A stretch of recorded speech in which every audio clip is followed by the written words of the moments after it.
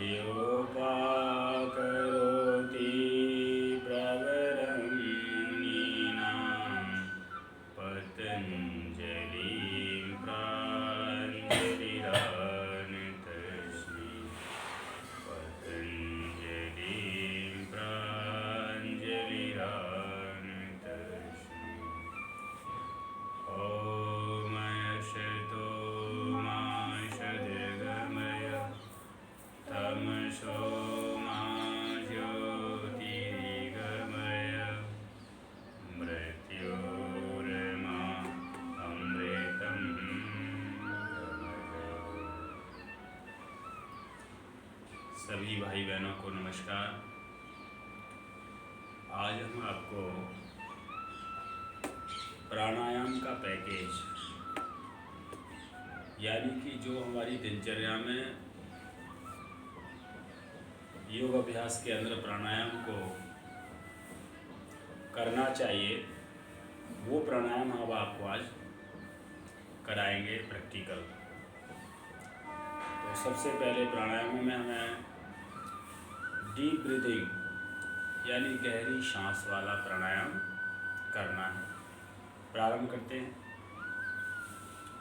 मेरुदंड सीधा कर लें और आप मुद्रा प्राण मुद्रा बना लें। ये पहली उंगली को अंगूठे से थोड़ा सा दबा करके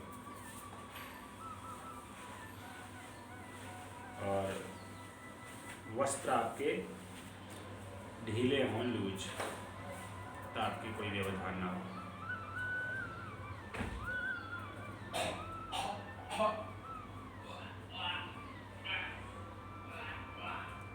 गहरी सांस अंदर भरते हैं,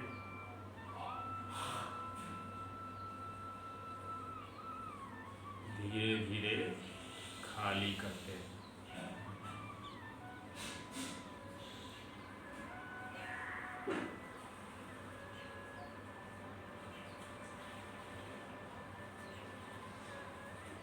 ध्यान के साथ यह प्राणायाम आपको करना है। ध्यान आप चक्रों पर लगाते रहें। मूलाधार सबसे नीचे रीढ़ की हड्डी के साथ जुड़ा हुआ चक्र, उससे ऊपर नाभि से नीचे पेड़ों पर है आपका स्वाधिष्ठान। नाभि क्षेत्र में मणिपुर चक्र है। हृदय क्षेत्र में अनाहत चक्र और गले में है आपका विशुद्धि चक्र। दोनों आँखों के बीच में रीढ़ की हड्डी से लगा हुआ आज्ञा चक्र और सबसे ऊपर तलवे में आपके जो यहाँ तालु है, यहाँ है सहस्रार चक्र। सहस्रार चक्र और आज्ञा चक्र के बीच में अन्य मनस्क चक्र भी है। ये सब चक्र रीढ़ की हड्डी से जुड़ी हुई ग्रंथियाँ हैं। इनसे सीक्रेशंस होते हैं और संपूर्ण शरीर की उपापचय क्रिया और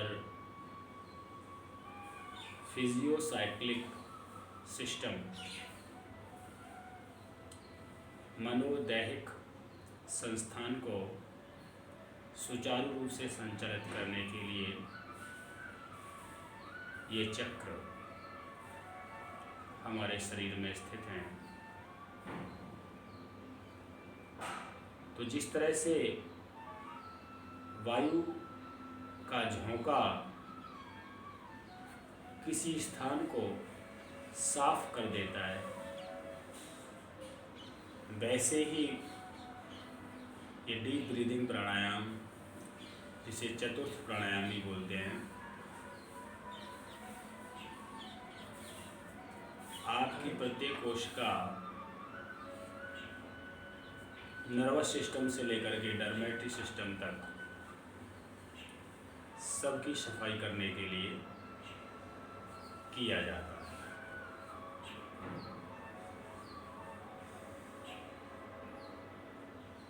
गहरा सांस भरें, उसे रोकें अपनी क्षमता के हिसाब से और मेरुदंड को सीधा रखते हुए खाली करें।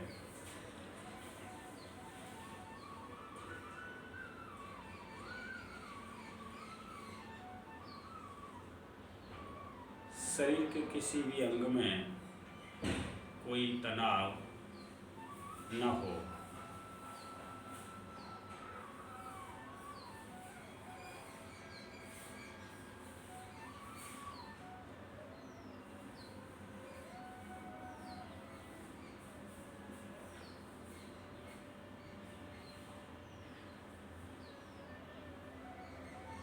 जितना ज़्यादा आप खाली कर देंगे उतना ही ज़्यादा आप अंदर भर सकेंगे, इसलिए पूरा खाली करो।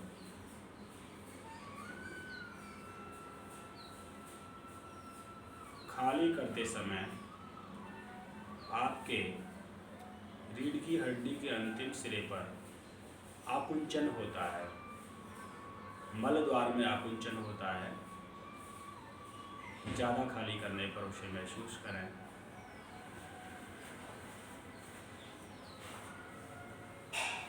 ऐसे ही अंदर भरते समय आपके तालु क्षेत्र में वायु का स्पर्शन होना चाहिए, आज्ञा चक्र में स्पर्शन महसूस होना चाहिए।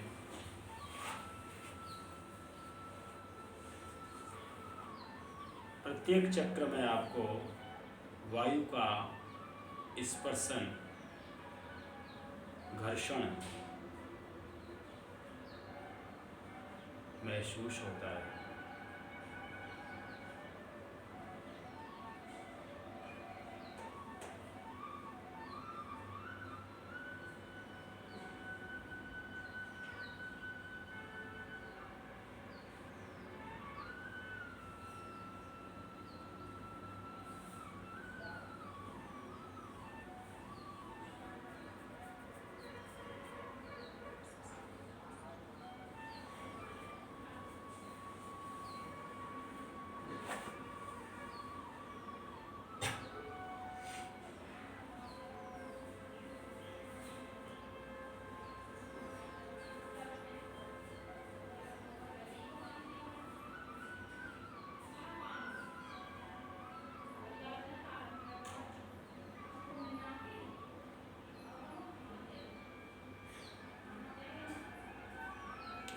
एक बार ओम का जप ज्ञान मुद्रा में, यानी कि आप अंगूठे को उंगली से केवल स्पर्श करेंगे और 3 उंगलियां सीधी, ये ज्ञान मुद्रा है। इसको ध्यान मुद्रा भी बोलते हैं।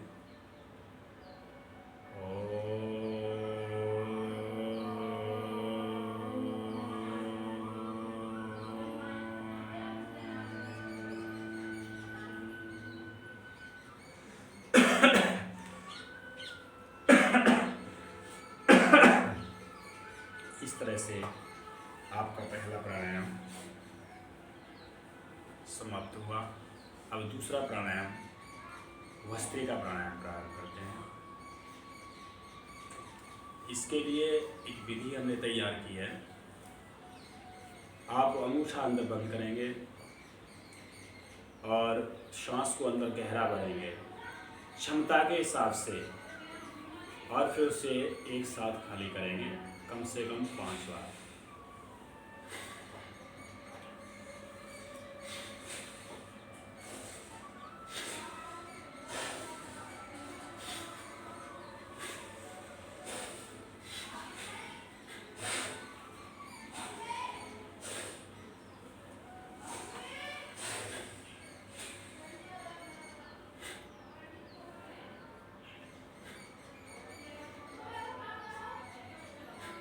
ये इस तरह से आप अपनी क्षमता के हिसाब से इसको बढ़ा सकते हैं। इसका दूसरा पोज भी है, इस तरह से आप कर सकते हैं।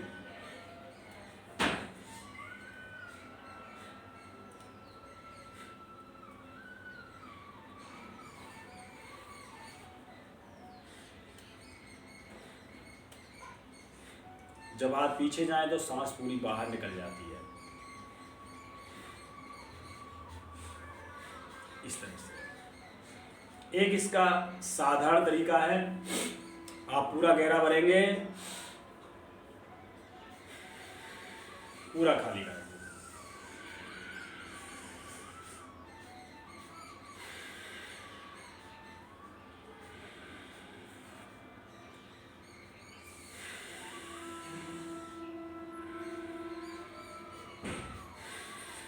ध्यान रखें पूरे प्राणायाम में आपके शरीर पर कहीं कोई तनाव न हो, ये खास ध्यान रखने वाली बात है।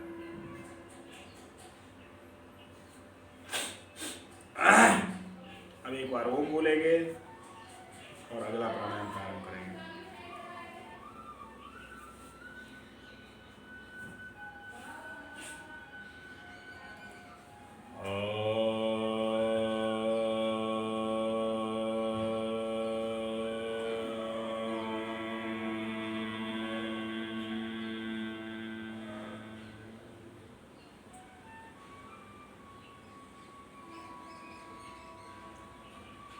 इससे पहले, प्राणायाम से पहले आप थोड़ा स्ट्रेचिंग कर लेते हैं ताकि मेरुदंड भी सीधा हो जाएगा और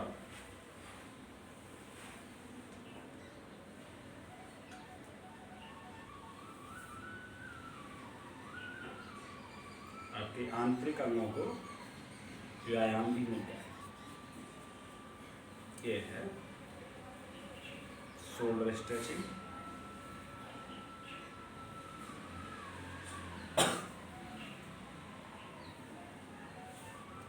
इसका दूसरा पोज आप इस तरह से हाथ रखेंगे, आप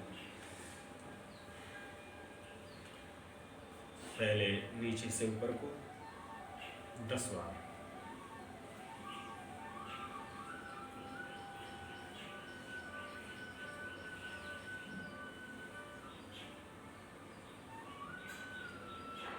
और फिर ऊपर से नीचे को ऐसे 10 बार।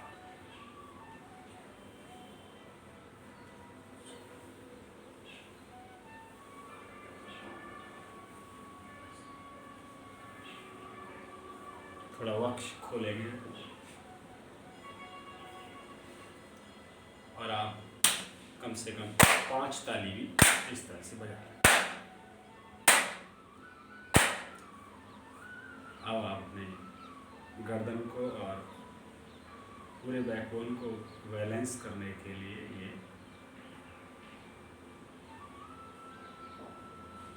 पक्षी आसन, जिसको आप कह सकते हैं,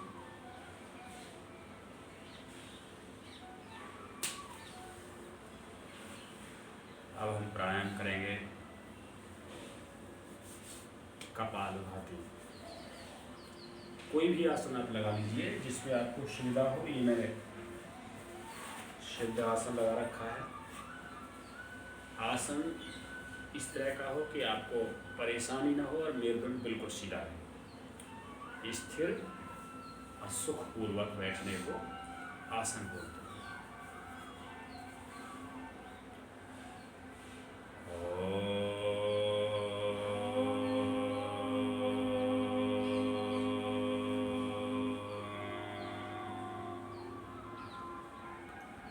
प्राण मुद्रा में, यानी कि पहली उंगली को अंगूठी से थोड़ा सा दबाना, स्पर्श करना है और कपालभाति।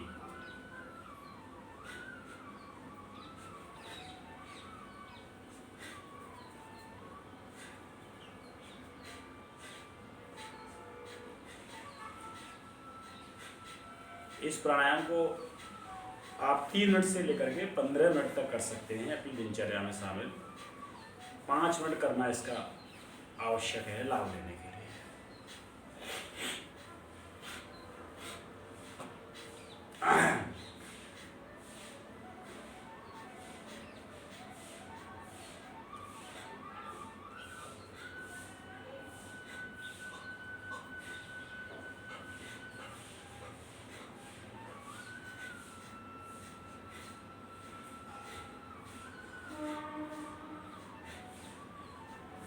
ये प्राणायाम कब्ज रोग, कोष्ठबद्धता, नाभि के क्षेत्र के रोगों को दूर करने के लिए लाभकारी प्राणायाम है।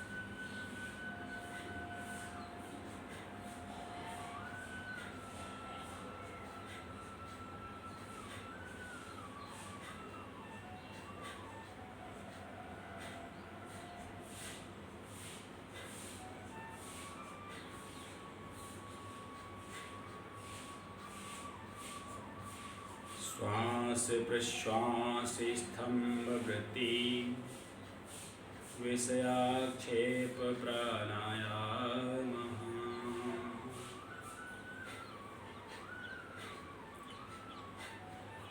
श्वास को ग्रहण करना, बाहर निकालना और रोकना, इस प्रकार से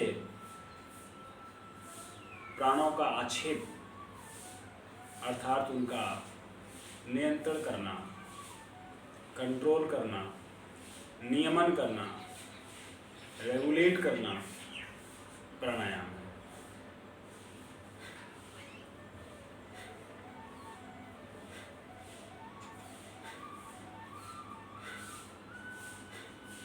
हमारे शरीर में 5 प्राण योगाचार्यों ने बताए हैं। वो वायु एक ही है, प्राण एक है, लेकिन स्थान विशेष के आधार पर उनके नाम रख दिए हैं। हृदय क्षेत्र में प्राण है, करते रहो आप, रुको मत। नाभि से नीचे अपान है, नाभि और हृदय के बीच में समान है। हृदय से ऊपर सिर की ओर जाने के लिए, श्वास प्रश्वास को ग्रहण करने के लिए और बाहर निकालने के लिए उदान प्राण है। और संपूर्ण शरीर का नियमन करने के लिए व्यान प्राण शरीर के अंदर व्याप्त होता है। करते रहें, सुनते रहें। इन 5 के उप प्राण भी हैं। नाग, कूर्म, कृंकल, धनंजय, देवदत्त, ये 5 प्राण हमारे शरीर की भिन्न भिन्न क्रियाओं को करने के लिए प्रेरित होते हैं। जैसे छींक आना, जम्हाई लेना इत्यादि, पलक झपकना, ये सब सहायक प्राण हैं जो समय समय पर शरीर की आज्ञा के अनुसार शरीर को संचालित करते हैं।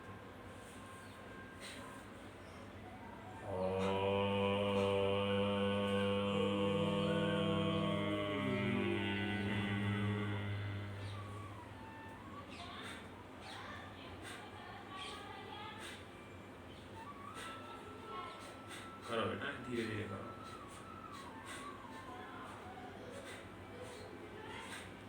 संस्कृत में प्राणों को भ्रू बोलते हैं। गायत्री मंत्र में पहले ओम भूर्भुवः स्वः, पहले प्राणों की उपासना बताई है और परमात्मा को प्राण स्वरूप बोला गया है। एक अन्य जगह पर परमात्मा के लिए कहा गया है प्राणस्य प्राणः, जो प्राणों का भी प्राण है वह परमात्मा है। स एव प्राणस्य प्राणः, वह हमारे शरीर में प्राण बन करके बह रहा है।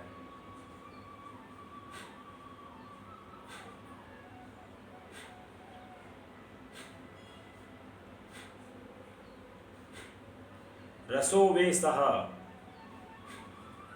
वह रस है, हमारे शरीर में रस बन करके बह रहा है।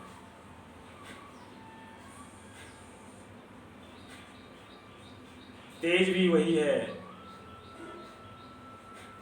सत्य भी वही है, समस्त धातुओं को धारण और पोषण करने वाला वही प्राण है। वह परमात्मा का प्रथम चिन्ह है सृष्टि के अंदर प्राण।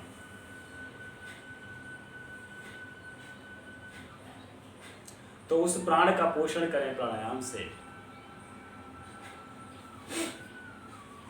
आसन बदल सकते हैं जो आपको अच्छा लगे। ऋषियों ने अद्भुत औषधि प्राणायाम हमारे प्राणों को पोषण करने के लिए हमें दी है।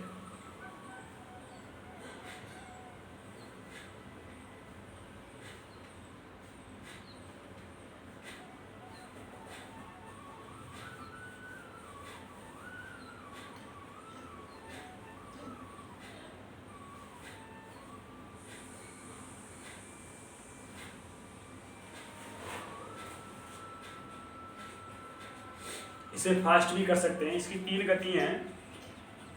मध्यम पहली है धीमी, फिर मध्यम और फिर है तीक्ष्ण। धीमी के बाद मध्यम करें, उसमें मध्यम शक्ति मध्यम गति हो। 1 सेकंड में 1 स्ट्रोक।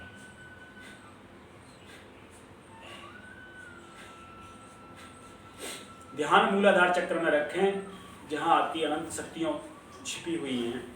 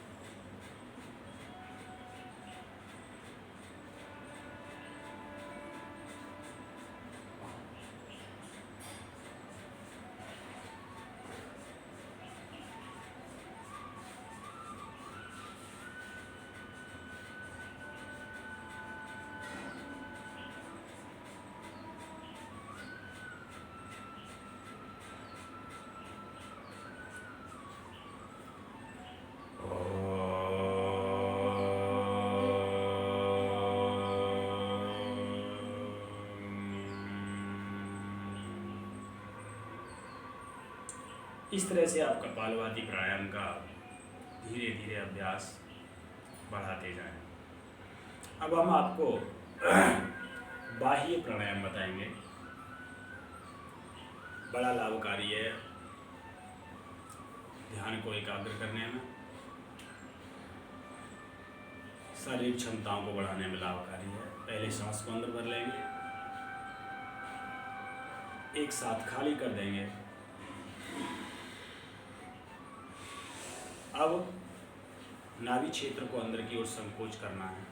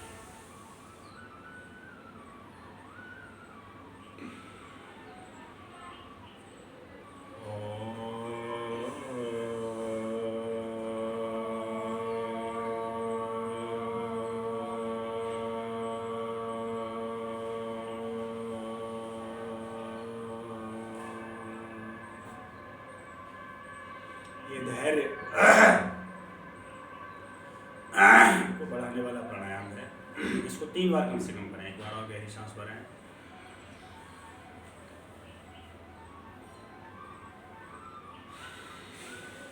खाली करें, धीरे से इस नाली को आप मेरुदंड से स्पर्श कराने का प्रयास करेंगे और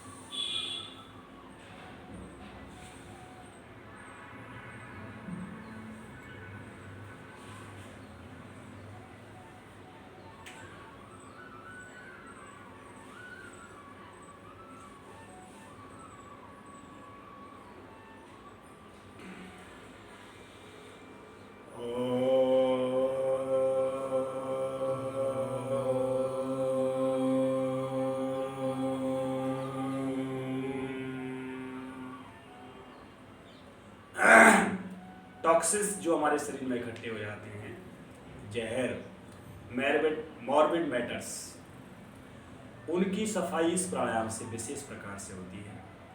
ये योगियों को शरीर को शुद्ध करने के लिए इस प्राणायाम को करना चाहिए।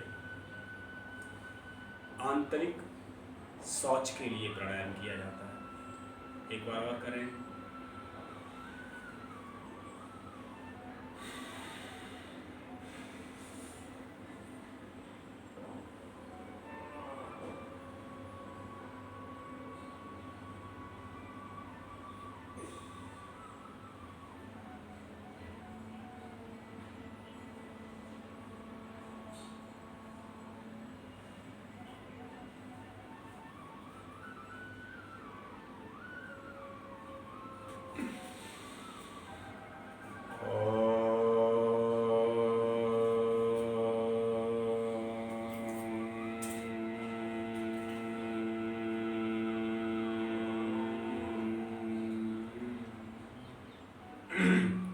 अब एक और शुचिता के लिए हाथों के मल को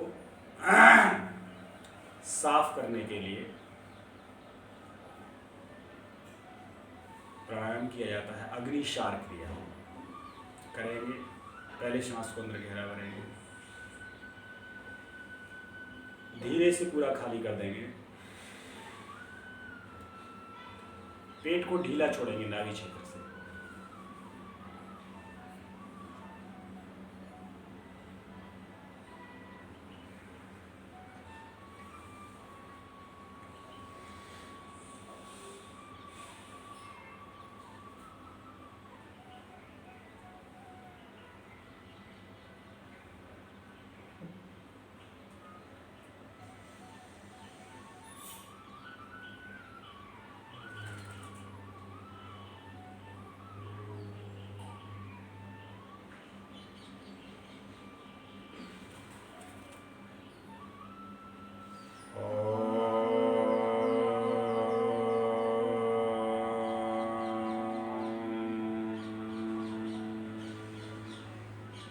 इस अग्निशार क्रिया को भी हम 3 बार करेंगे। एक बार कर लिया, आप करो बेटे, कुछ तो फायदा होगा, कुछ तो सीखोगे।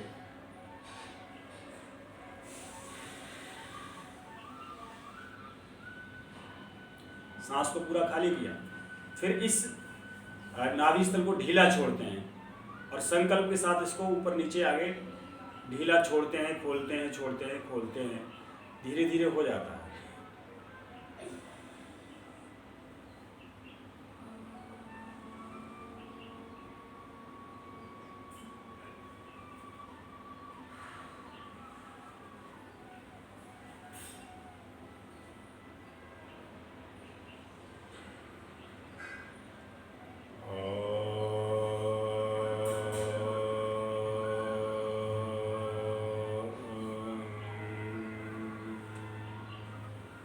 इस प्राणायाम को करने से द्योति, बस्ती, ये सब करने की आवश्यकता नहीं होती। नौली भी हो जाती है, इससे सूक्ष्म नौली हो जाती है। इसलिए आंतरिक सफाई करने का बहुत ही दुर्लभ प्राणायाम है। एक बार और करेंगे।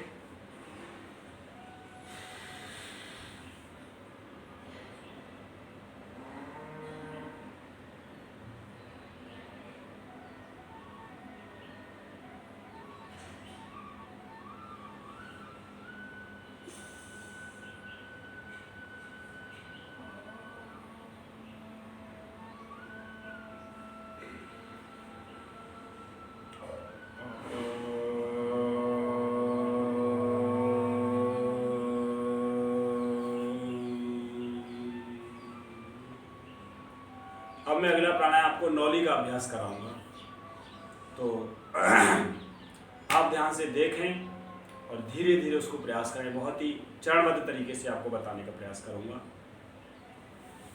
वीडियो देख लो, आधा बना लो।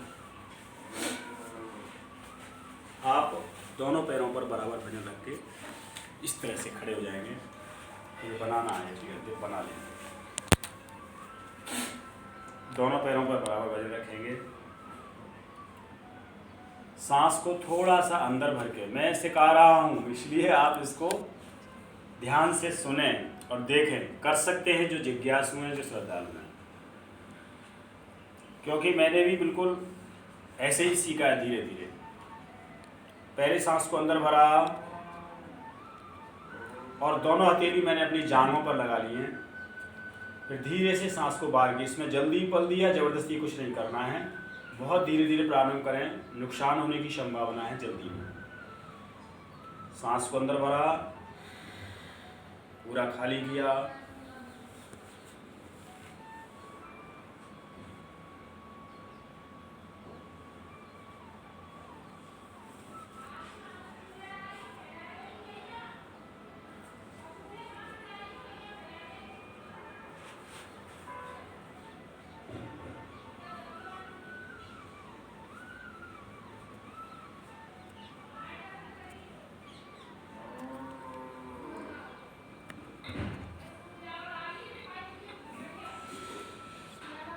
अभी पूरा नहीं हुआ है, मैं दोबारा प्रयास करूंगा। हम करते क्या हैं, हथेली का सहारा लेते हैं, सांस को पूरी बाहर निकाल करके पेट को ढीला छोड़ते हैं, ढीला करके फिर हथेली का एक एक सहारा लेकर के इस तरह से अंदर से हम जो आते हैं हमारी, उनको घुमाने का प्रयास करते हैं। इस रीजन को केवल धीरे धीरे होता है। काफ़ी दिन बाद मैं कर रहा हूँ, इसलिए थोड़ी सी पूरा नहीं हो पा रहा है। तो मैं दोबारा प्रयास करूंगा। इस तरह से दोनों पैरों पर बराबर वजन, सांस को अंदर भरा, पूरा खाली करूंगा, पूरा खाली कर दिया। अब मैं हथेली का सहारा लेकर के, एक एक हथेली का सहारा लेकर के इस तरह से पेट को घुमाने का प्रयास करूंगा।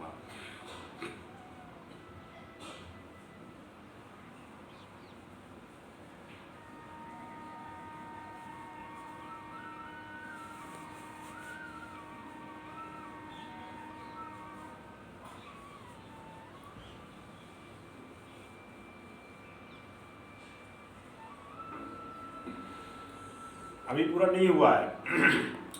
इसमें बीच में से पूरा पेट आगे की ओर निकल के आ जाता है, तब पूरा होता है। एक बार और प्रयास करूंगा, आप देखना। और इस तरह से आप कोशिश कर सकते हो आप अकेले में।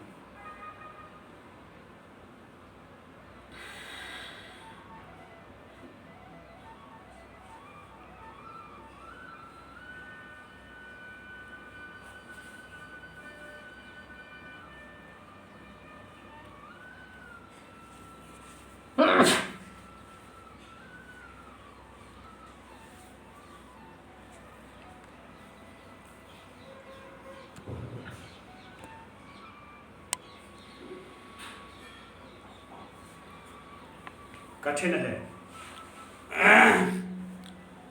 लेकिन धीरे धीरे हो जाता है। पूर्ण नहीं होगा तो अधूरा होगा, लेकिन धीरे धीरे पूरा होता है। प्रयास करते रहें। चलिए 3 बार ओम बोलेंगे, शरीर को रिलैक्स देंगे और अगला प्राणायाम करेंगे, अनुलोम विलोम।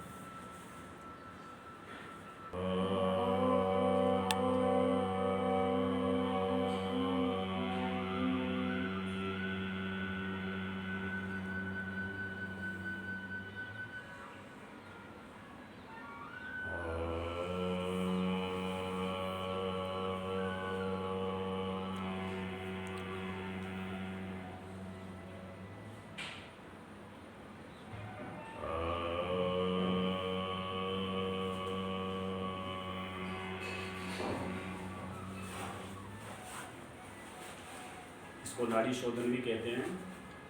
आप दाएं हाथ से अपना दायां नोस्ट्रिल बंद करेंगे और बाएं से सांस को अंदर भरेंगे। धीरे धीरे जब पूरा भर जाए तो बाएं नोस्ट्रल को बीच की दोनों उंगलियों से बंद करके दाएं से बाहर निकालेंगे। फिर दाएं से अंदर भरेंगे,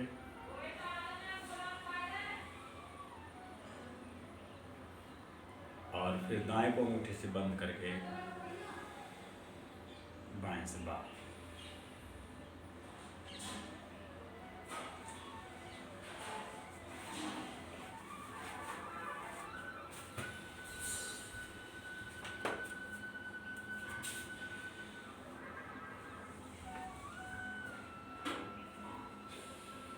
मेरे उधर सीधा करो,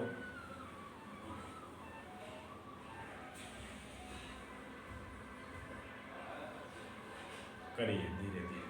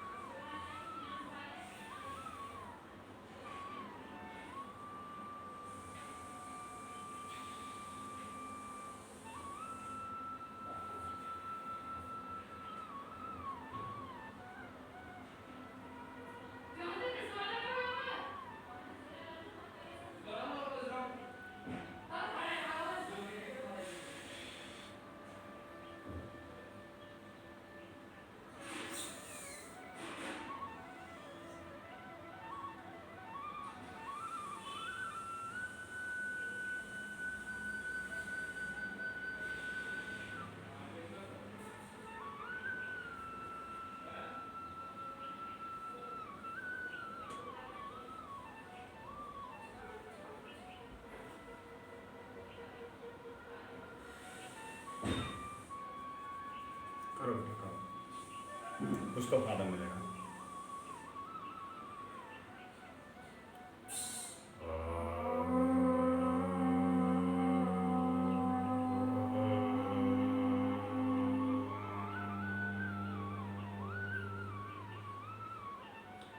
एक चक्र कम से कम 3 मटका कर लेना चाहिए।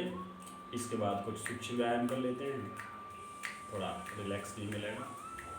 इस तरह से एक बार अंगूठा अंदर, एक बार बाहर, और लूज करते हैं अपने बॉडी पार्ट्स को। थोड़ा कलाई का व्यायाम कर लेते हैं, बहुत सूक्ष्म है लेकिन इसका लाभ बहुत है।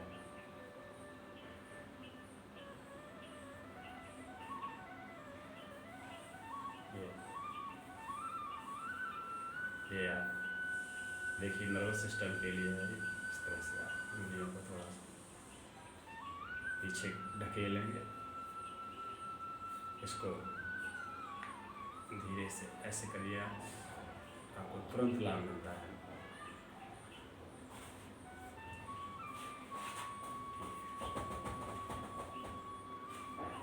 ऐसे ही ये आप सिर की ओर उंगलियां लाएंगे अपनी, और फिर ढीला करेंगे। अब थोड़ा पैरों का सूक्ष्म व्यायाम कर लेते हैं।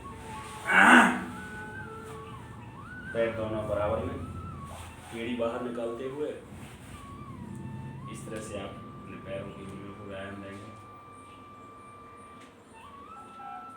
योग एक औषधि है अपने आप में, और हम सभी को प्रातः ज़्यादा नहीं तो आधा घंटा सभी को ये प्राणायाम और सूक्ष्म व्यायाम इसके लिए अवश्य देना चाहिए। गोल गोल घुमा देंगे अपने एंकल को, तो आपकी शारीरिक और मानसिक फिटनेस बनी रहे, रोग उत्पन्न नहीं होंगे। यदि छोटे मोटे रोग हैं तो वो अपने आप खत्म हो जाएंगे, क्योंकि रोगों का कारण होता है अशुद्धियाँ। धीरे धीरे हमारे अनुचित आहार विहार की वजह से और मिलावटी खाद्य पदार्थों की वजह से अशुद्धियाँ इकट्ठी हो जाती हैं। तो उन अशुद्धियों को हम मल और मूत्र के द्वारा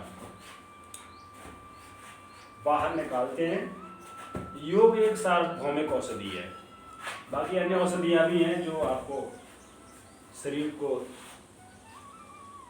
दुष्प्रभाव भी छोड़ देंगी, डाल देंगी, लेकिन योग से कोई दुष्प्रभाव नहीं होगा, क्योंकि इसमें शरीर अपने प्राकृतिक अवस्था में पहुंच करके और रोगों को मूल सहित, जड़ सहित दूर करता है। कोई विशेष रोग है, लंबा रोग है, तो आप आयुर्वेदिक औषधि जो जड़ी बूटियां हैं वो ले लें, अपने खान पान में परिवर्तन कर दें। एक बहुत अच्छी बात मुझे याद आ रही है कि अगर आप रोगी हैं तो उसका कारण आप हैं, मैं रोगी हूं तो उसका कारण मैं हूं। तो मुझे अपने खान पान व्यवहार में कुछ परिवर्तन कर देना चाहिए। जैसे मैं बहुत ज़्यादा काम कर रहा हूं तो मुझे काम को कम कर देना चाहिए। ऐसे ही यदि मैं बहुत ज़्यादा कैलोरियस फूड ले रहा हूं तो मुझे उसको कम कर देना चाहिए। तो मेरे भोजन में, भोजन के प्रत्येक प्रकार का संतुलन हो।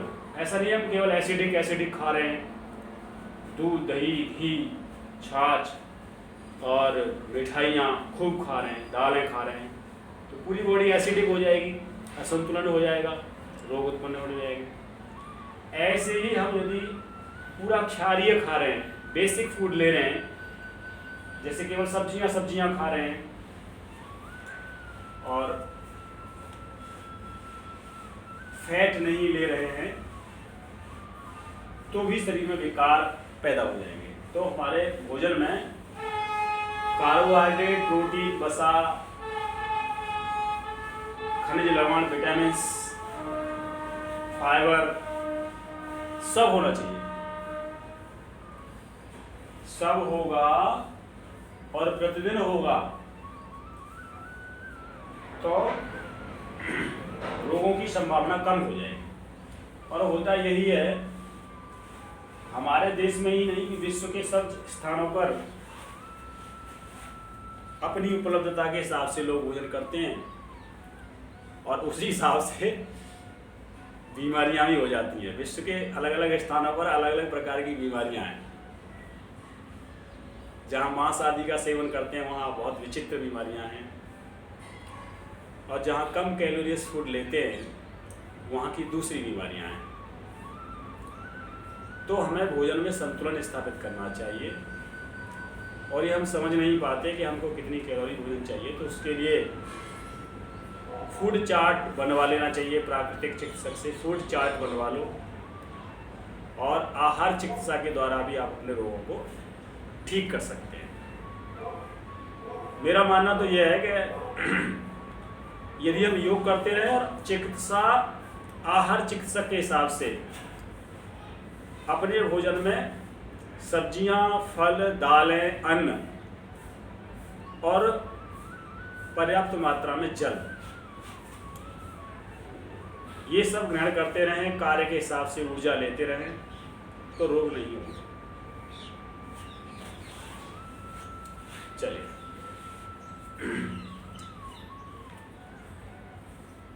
रोगों का भोगों से भी संबंध है।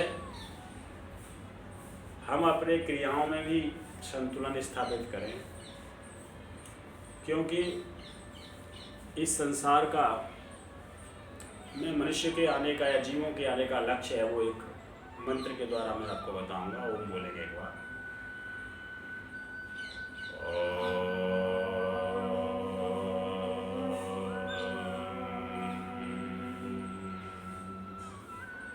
ये संसार किस लिए है, ये भौतिक जगत किस लिए है, तो इसके लिए महर्षि पतंजलि जी ने एक सूत्र दिया है।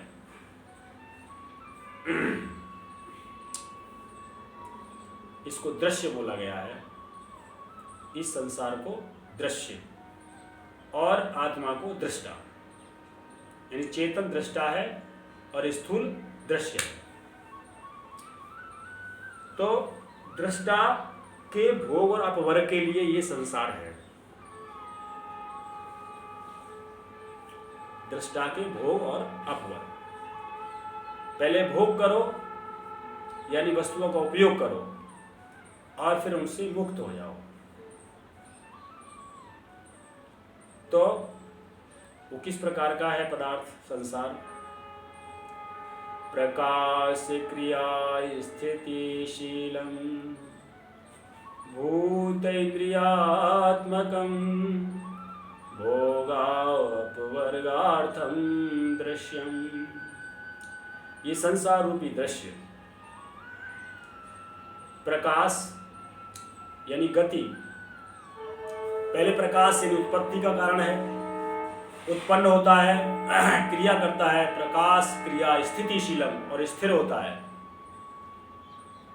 रजोगुण तमोगुण सतोगुण में वर्त करके भूत इंद्रियात्मकम, भूत कहते हैं भौतिक पदार्थों को, पृथ्वी जल अग्नि वायु आकाश को, और उससे बनने वाली इंद्रियां, ज्ञानेंद्रियां कर्मेंद्रियां।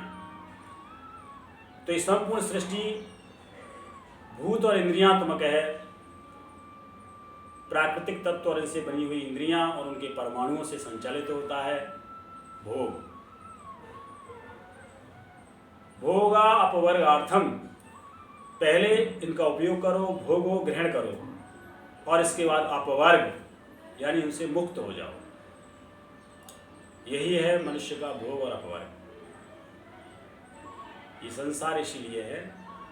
तो सम्यक, भगवान बुद्ध ने कहा सम्यक, आप सम्यक तरीके से, संयमित तरीके से, नियमित तरीके से वस्तुओं को, सेवाओं को ग्रहण करें, भोगें, और फिर उनके अर्थ को समझ करके उनसे मुक्त हो जाएं, तो आपका पुरुषार्थ सिद्ध हो जाए।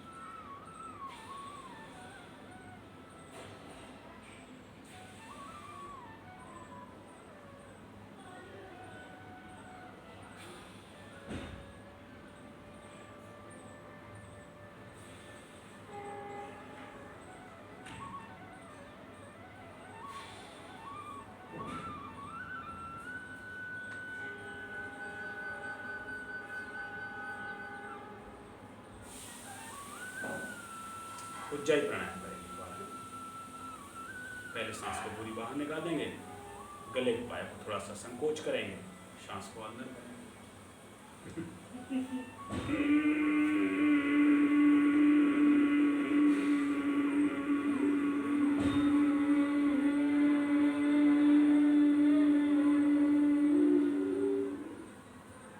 यहाँ रोकिए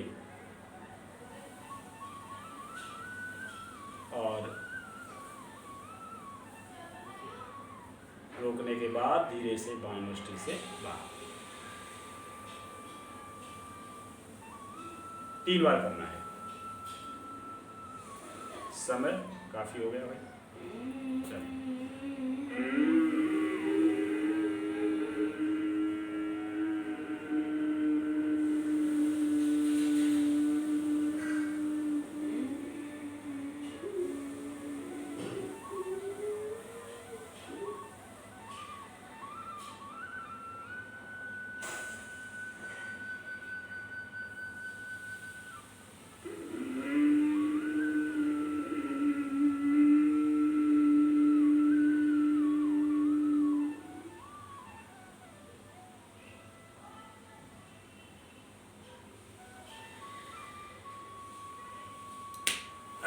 चलिए प्लावनी मुद्रा कर लेते हैं, ब्राह्मणी के बाद समापन करेंगे, समय हो गया। अंदर सांस भर लो,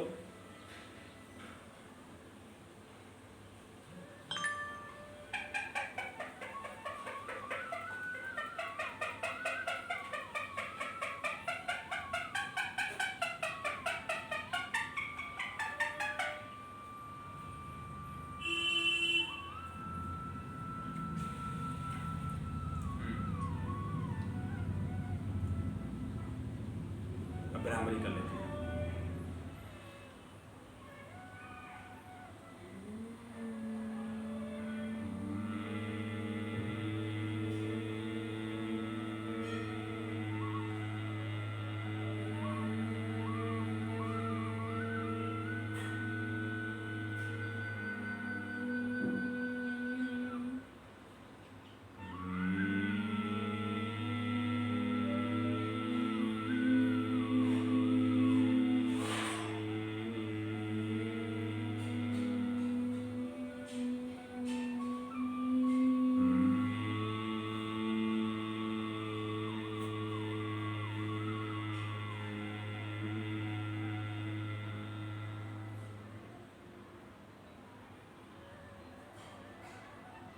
उद्गीत या प्रणव जप करेंगे कम से कम 3 बार और ध्यान का अभ्यास करें।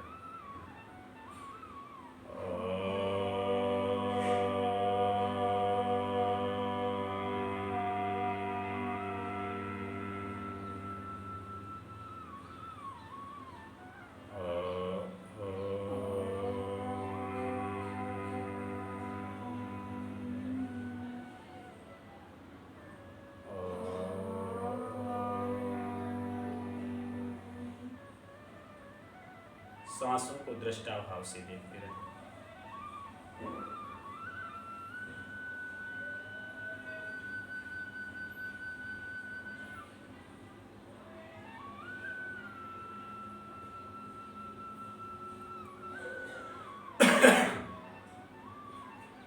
इस प्रकार से हमारा ये प्राणायाम का संपूर्ण पैकेज